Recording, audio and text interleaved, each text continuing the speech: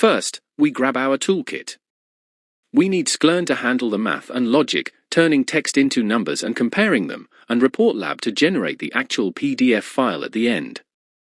We create the class AI Resume Maker, which will act as the container for our entire application.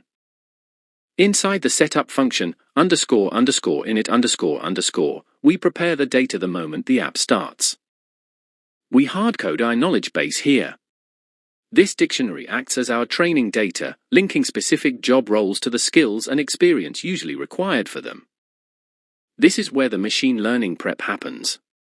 We use TF-IDF vectorizer to convert our job titles, the keys, into mathematical vectors so the computer can understand and compare them.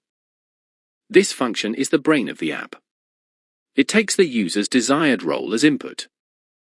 We convert the user's input into a vector and use cosine similarity to find which job in our database is mathematically closest to what they typed. Then, we return the data for that best match. This helper function generates text.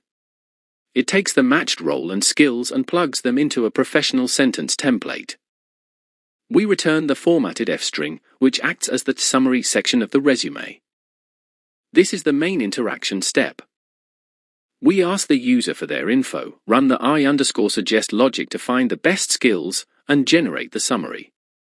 Then we simply print the preview of the resume to the console so the user can see what was generated. Here we simulate an applicant tracking system, ATS, checker. We ask for a job description, then count how many of our resume's skills appear in the description to calculate a percentage match score.